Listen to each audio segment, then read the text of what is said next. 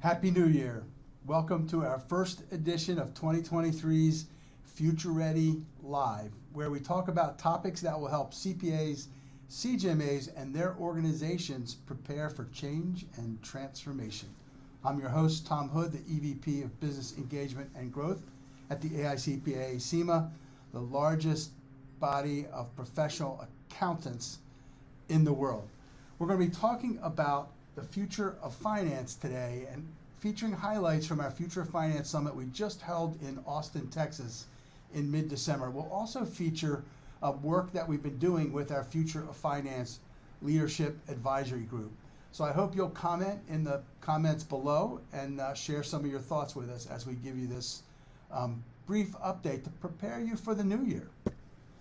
So first, a little bit about us. We're the AICPA and CIMA. We represent 700,000 CPAs, CGMAs, finance and accounting professionals worldwide in 192 countries.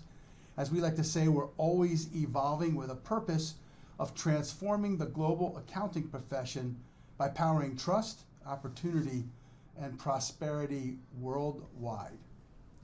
So this story really starts with this group here. One of my favorite quotes comes from Sir Isaac Newton, who said, "If I can see further, it's because I stand on the shoulders of giants." Well, I will say I get to stand on the shoulders of a lot of giants. This group of finance chiefs, CFOs, SVPs, chief accounting officers, etc., representing some major corporations in the US, have been our guide. They've been sharing their thoughts about what the top issues are, and then they came together to help us co-create the future of finance. I'm going to tell you a little bit more about that story, but it started when Barry Payne, our regional director, and I began outreach to many of these folks who were customers or had done learning with us or were CPAs and CGMAs or CIMAs themselves. And so we started to go and ask them about what changes are you seeing as the pandemic began to kind of recede, if you will. And one by one, we asked them what are the top trends and issues, what were they thinking. And sure enough, after probably about 5 calls, Barry and I looked at each other and said, they're all facing the exact same thing. So then we started a little poll thing, and we put a slide up, and when we make a call, we go, what are you seeing? And then we'd throw up the slide and say, here's what a lot of your colleagues are seeing. And almost every time they said, yeah, that's exactly it. Oh yeah, those two. So they looked at all those trends and said we were spot on. So then we said, would you be interested in getting together to form a group to literally co-create the future of finance with us as the Global Association for Accounting and Finance Professionals? And one by one, they pretty much all said yes. And so we formed this group. We call it our Future of Finance Leadership Advisory Group, and without any lack of acronyms, we call it the F flag. And this group has been meeting with us now over 13 times.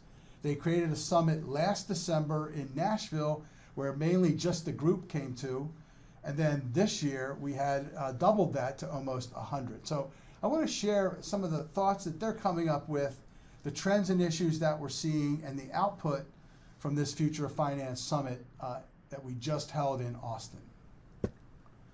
So it starts with a little backstory of this group, and what I love about this group is they've been very willing to give their time and thought leadership to our profession. And so we've met 13 times with the group. We held our second summit, double the attendance from last year. We broke 100. They helped us create a finance and accounting maturity model, and we'll share more of that in a later slide. They've also influenced the trajectory of finance and accounting, I think, dramatically, with interviews on the Journal of Accountancy and podcast articles, Future Ready Live interviews, conference panels. Many of them have gone on tour with me and Barry to go and speak at other events and share their stories about what CFOs are dealing with in this next normal, as McKinsey would say. So we've also done 20 presentations to corporate finance teams, because we're finding that many of the folks are saying, we'd love to have an outside-in perspective for our whole team. And so we are available to share what we're doing in this area with your team and poll those groups, because all the information we've got is by using polling in all of these presentations, we're getting either an affirmation or finding new things that we have to add to our agenda. And that's how we shape the agenda, by the way. We've also done some international presentations, SEMA Canada, up in Toronto, Jamaica, Bahamas, Trinidad and Tobago. So we're spreading that CGMA message all over the Americas. Now let's get right back to those trends. Let's talk about what they were. So this is the trends that we tracked beginning 18 months ago. And every conference that we speak at, or every time we're talking to a group of finance leaders, we always poll them for what those top trends are. And that informs us about what we should be thinking about and working on. And it actually informs the research in AICPA, SEMA. This feedback's passed on to all the different teams so they understand what's going on in our profession. So you can see this is from the fall that we were using right about September.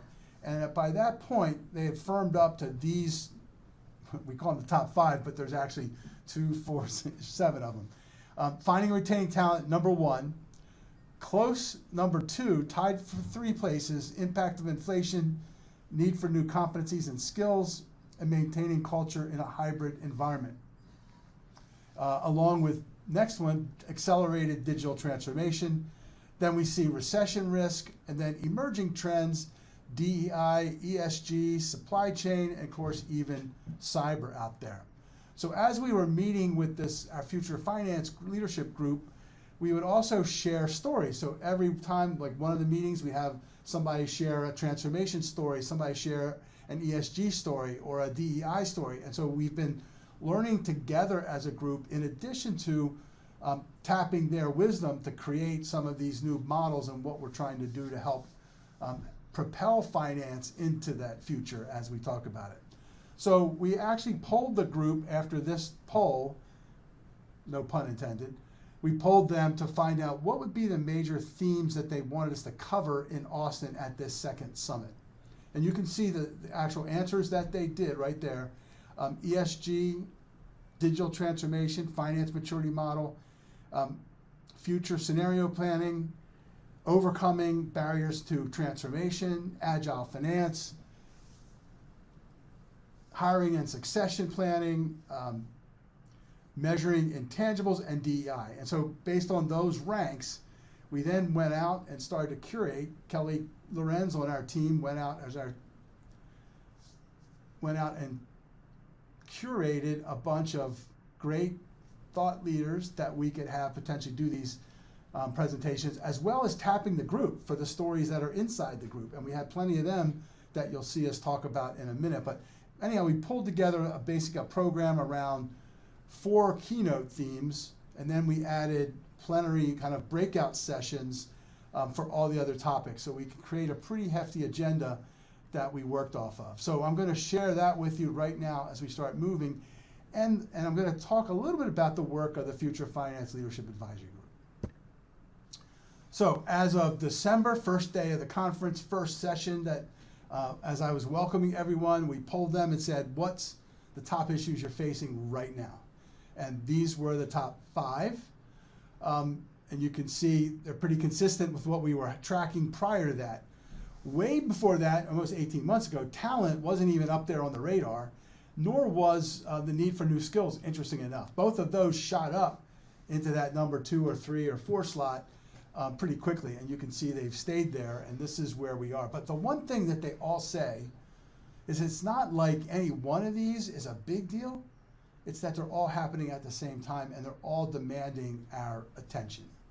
So let's go through what we're going to cover. Update from our Future Finance Leadership Advisory Group, a quick cover of the major themes there, but talent being that number 1 issue, we started working on that right away. We came up with an innovative approach using an apprenticeship model for finance and accounting, first one in the United States. We started working with the AAA MAS, that's the group of educators at colleges and universities, to consider updating their curriculum with some of the research that we're having and the work of this group. We created a finance and accounting maturity model drafted a corporate finance and accounting technology ecosystem map because technology plays such a critical role in all that transformation. And then we pulled all that together and held our second annual Future of Finance Summit with over 100 people in Austin in the middle of December. So a couple things. Here's the apprenticeship launch. This was around the middle of November. We went up to the launch of National Apprenticeship Week. First Lady Jill Biden and the three secretaries, Secretary of Labor, Education, and Commerce, were all there with her. Obviously, Secretary Walsh of the U.S. DOL announced our apprenticeship as one of three new innovative apprenticeships that he was calling out. One was McDonald's cyber program for their headquarters in Chicago, and the third one was a nonprofit that's doing cybersecurity education. So two cybers, and one for finance and accounting. The way this apprenticeship works is you actually go through our CGMA credential process. That's the required technical education under the apprenticeship. And when you're done, you get not only that CGMA global credential, but you'll get a U.S. Department of Labor certificate for finance business partner. It can be used for upskilling and reskilling, including, by the way, existing CPAs who need the strategic level of the CGMA to catch up with all the digital transformation. And so it can be used everything from a 2-year pathway, bringing someone out of junior college right into a career, or coming out of college, or even someone in your existing team to get upskilled with. And you can see some of those photo opportunities. Fortune did a really nice piece on it, and our first three employers, HP, Aon, and Liberty Bank, were there with us to get called out by the secretary, and he signed our official recognition of the AAA MAS. That's the management accounting section of the AAA, and that is, we actually have invited 2 AAA MAS leaders to join our Future Finance Leadership Group, Monty Swain from Brigham Young University and Willie Choi, University of Wisconsin. We presented to their AAA midwinter and at their annual meeting in San Diego, and now we're getting ready to help them out with MAS research, and we'll be working with them in the next week, actually, to share some of the results of this with them to kind of bring them up on what employers are looking for from their college graduates. Now, the next one is credentials. Now, next thing we'll talk about here is the finance accounting maturity model, which actually we had to pass over there. It looks like I've got a little glitch here. We'll share that a little bit later, but the Future Finance accounting maturity model was a way of covering kind of the whole issue of what are some of the key dimensions and how do we create a way for people to compare where they are on their digital transformation journeys. So it goes from basically steward up to a futurist and crosses 5 dimensions that include leadership, technical, technology, and a couple other pieces. So the point is, it's a way for us now to share and identify where we are on these key areas. The other part we did in preparing for the summit is we realized that technology was actually exploding like it did in the middle market. There's so many more apps now, and I think almost no app can you identify what the app does by the name. So we started to curate some of the best apps that we could have, the ones that are in color or the ones who sponsored our summit this year. Hopefully we'll have a lot more for next year, but we're going to completely update that. By the way, that came from working with this group and identifying apps they were using, what they were aware of, and what we should cover.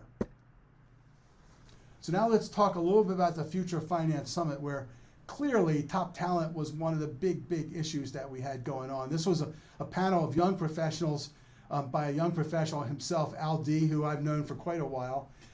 Anyhow, this is like what top and emerging talent want and expect out of employers and the future work. And we made this a nice interactive panel where people in the audience got to ask these guys questions, as well as some polling there. So top three things that came out of that: they all want flexibility and they're not willing to give that up. So that's an important thing to think about in your back to work planning. They all want career development, and they actually thought that was even more important, by the way, than money, although they do believe they should be paid fair for what they're doing. So doesn't mean you can underpay them, but career development is a big thing for them. They actually feel they're getting obsolete if you're not developing and if you're not given the right skills. And then they also all want and crave meaning and purpose. So that's kind of a good lesson from these folks about what we should be thinking about. Let's share some of the other pieces that came out of this. This is actual insights and takeaways that participants put in the poll and then ranked. So you get a feel for some of the big things that came out of there. Over there in that picture is a group of women in finance that came together around this idea that, wow, we didn't know that there's a whole lot of other people suffering through this, or I shouldn't say suffering. They are excited about the future, but wanting to have a community where they could talk to and share some of these transformation journeys. So this idea of community, you can see that all through those comments.